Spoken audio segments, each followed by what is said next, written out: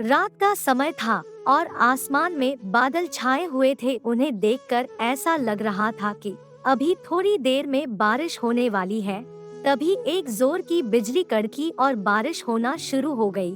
इस बारिश में एक लड़की जो दिखने में बहुत सुंदर लग रही थी, व्हाइट रंग का गाउन पहने हुए भीगते हुए जा रही थी। उस लड़की की आंखों में आंसू थे, पर क्यों थे यह हमें आगे पता चलेगा। इसी बारिश में एक लड़का गाड़ी चलाते हुए जा रहा था। वह बहुत ही हैंडसम दिख रहा था। बारिश होने की वजह से वह गाड़ी ज्यादा तेज नहीं चला रहा था, लेकिन तभी अचानक कोई चीज उसकी गाड़ी से आकर टकरा गई। उसे नहीं पता था कि वह क्या चीज थी, क्योंकि बारिश ज्यादा होने की वजह से बाहर कुछ साफ दिखाई नहीं दे रहा था। तब कुछ सोचकर वह गाड़ी से नीचे उतरा और देखा तो एक लड़की उसी गाड़ी से टकराकर नीचे गिर गई थी। उसके सर पर चोट आ गई थी और उसकी चोट में से खून निकल रहा था। यह वही लड़की थी जो बारिश में भीगते हुए भाग रही थी। वह लड़का जो उसे देखता है तो एक पल के लिए उसकी खूबसूरती में ही खो जाता है। इतनी मासूम और प्यारी लग रही थी कि उसकी नजर उस पर से हट ही नहीं रही थी।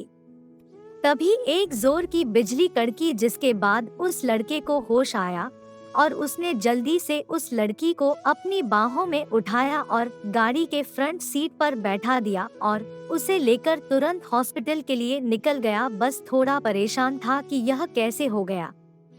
दोस्तों, आगे बढ़ने से पहले आपसे एक छोटी सी रिक्वेस्ट है।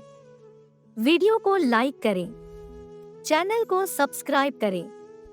हॉस्पिटल पहुंचते ही वह लड़का तुरंत उस लड़की को लेकर डॉक्टर के पास गया। डॉक्टर ने जब उस लड़की की हालत देखी तो उसे तुरंत इमरजेंसी में भर्ती किया। वह लड़का बाहर खड़े होकर इंतजार करने लगा। कुछ देर बाद डॉक्टर आए और उन्होंने बताया कि ज्यादा खून बह जाने की वजह से वह बेहोश है, लेकिन अब वह खतरे से बाहर है। कुछ देर में उन्हें होश आ जाएगा। यह जानकर और लड़का कुछ शांत होता है और डॉक्टर को थैंक यू बोलता है। डॉक्टर मुस्कुरा कर वहाँ से चले जाते हैं और उस लड़की का ख्याल रखने को कहते हैं। कुछ घंटे बाद वह लड़की होश में आती है और जब वह अपनी आंखें खोलती है तो वह अपने आप को हॉस्पिटल में पाती है। तब उसे याद आता है कि वह जब भाग रही थी वह किसी गाड़ी से टकरा गई थी। उसने अपने चारों तरफ देखा तो वह एक वीआईपी वार्ड में थी और उसके हाथ में आईवी ड्रिप लगी हुई थी। उस लड़की के कुछ समझ में नहीं आ रहा था कि यह उसके साथ क्या हो रहा है। एक तो वह पहले ही परेशान थी उसके साथ जो हुआ, और अब वह हॉस्पिटल कैसे आ गई और अब ना जाने उसके साथ आगे क्या होगा। यही सोचकर वह बहुत परेशान हो रही थी। वह लड़का जो उसे लेकर आया था, वह जब बाहर इंतजार कर रहा था तभी उसके फोन पर एक कॉल आती है। वह फोन उठाने के लिए बाहर चला जाता है और फोन कट होने के बाद उसके समझ में नहीं आ रहा था कि अब वह क्या करे। कुछ सोचकर वह उस लड़की के वार्ड की तरफ चला गया। अंदर जाकर उसने देखा कि वह लड़की होश में आ चुकी थी। उस लड़की के पास जाकर बैठ गया। उसने उससे पूछा, क्या तुम ठीक हो? उस लड़की ने धीरे से जवाब दिया, हाँ मैं ठीक हूँ। दोस्तों, आगे बढ़ने से पहले आपसे एक छोटी सी रिक्वेस्ट है। वीडियो को लाइक करें, चैनल को सब्सक्राइब करें। फिर उस लड़की ने उस लड़के से पूछा, मैं यहाँ कैसे आ गई? जिस पर उस लड़के ने उसे बताया कि तुम मेरी गाड़ी से आकर टकरा गई थी और बेहोश हो गई थी, इस वजह से मैं तुम्हें यहाँ लेकर आया। उसकी बात सुनकर उस लड़की को सारी बातें समझ में आ गई। उसने उससे शुक्रिया कहा और उसके लिए गाड़ी से टकराने के लिए माफी भी मांगी। उस लड़के ने उसे माफ कर दिया। फिर कुछ देर में इधर उधर की बातें करने लगे। तभी वहाँ डॉक्टर आए और उन्होंने उस लड़की का चेकअप किया। उसके बाद उन्होंने उस लड़के से कहा, अब यह ठीक है, बस कुछ दिन आराम करेंगी तो यह बिल्कुल ठीक हो जाएंगी। डॉक्टर की बात सुनकर लड़के ने हाँ मैं अपना सिर हिलाया और उसके बाद डॉक्टर वहाँ से चले गए। अगले दिन वह लड़का उसके लिए फ्रूट्स लेकर आया और उसे काट कर भी खिलाया। यह देखकर वह लड़की बहुत खुश हो जाती है। वह मन ही मन सोचती है, क्या कोई ऐसा भी कर सकता है? क्या कोई ऐसा भी कर सकता है?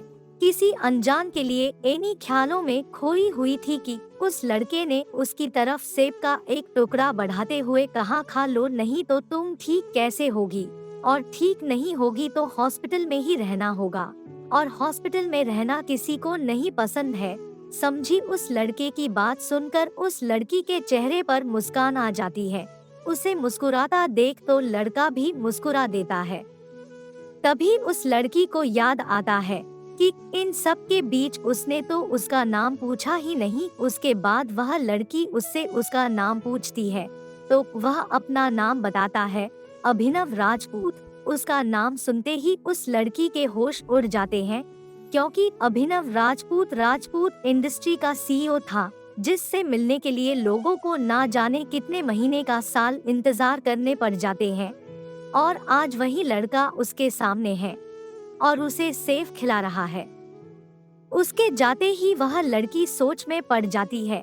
सब तो यह कहते हैं कि यह बहुत सख्त है और बहुत स्ट्रिक्ट है, गुस्सैल है, पर इन्हें देखकर तो ऐसा नहीं लगता है। यह तो बहुत ही अच्छे हैं। वह यही सब सोच रही थी कि तभी अचानक से अभिनव फिर से अंदर आया और बस थोड़ा परेशान भी लग रहा था। उससे ऐसे परेशान देखकर उसने पूछा, कुछ हुआ है क्या? आप परेशान लग रहे हैं। पहले तो उसने सोचा कि नहीं बताता हूँ, फिर कुछ सोचकर उसने कहा, हाँ है। दोस्तों, आगे बढ़ने से पहले आपसे एक छोटी सी रिक्वेस्ट है। वीडियो को लाइक करें, चैनल को सब्सक्राइब करें। परेशानी क्या? तुम मेरी इस परेशानी से निकालने में मदद करोगी? उसका सवाल सुनकर वह लड़की सोच में पड़ जाती है, भला मैं इतने बड़े आदमी की क्या मदद कर सकती हूँ? फिर कुछ सोचकर वह बोली, ठीक है, अगर मैं मदद कर सकी तो जरूर करूँगी, आपने मेरी जान बचाई है। बोलकर वह लड़की उसके आगे बोलने का इंतजार करने लगी। थोड़ा खींच आते हुए अभिनव ने कहा, क्या तुम्हारी शादी हो गई है? अगर नहीं तो क्या तुम मुझसे शादी करोगी? उसने यह बात बहुत ही हिम्मत के साथ कही थी, क्योंकि उसे डर था कि कहीं वह लड़की उसकी बात का गलत मतलब निकालने लगे कि उसने उसकी जान बचाई है और जान के बदले ही उससे शादी करने की बात कह रहा है। अभिनव की बात सुनते ही वह लड़की हैरानी से उसकी तरफ देखने लगती है। फिर वह कहती है, शादी? क्या आप ऐसा इसलिए कह रहे हैं क्योंकि आपने मेरी जान बचाई है? उस लड़की की बात सुनकर अभिनव कल जिस बात का डर था वही हुआ। तो अभिनव उसे समझाते हुए बोला, जैसा तुम समझ रही हो ऐसी कोई बात नहीं है। मैं बस अपनी कंपनी को बचाने के लिए तुमसे शादी करना चाहता हूँ, क्योंकि इतनी जल्दी मुझे कोई लड़की नहीं मिलेगी और मेरे दादाजी ने शर्त रखी कि अगर मैंने शादी नहीं की तो वह कंपनी को हमारे दुश्मन मल्होत्रा ग्रुप को दे देंगे, जो कि मैं बिल्कुल नहीं चाहता। इसलिए मैं तुमसे शादी करना चाहता हूँ, पर तुम चिंता मत करो, तुम जैसा चाहोगी हमारी शादी वैसी ही होगी। अब मैं तुम्हें कभी किसी चीज के लिए फोर्स नहीं करूँगा।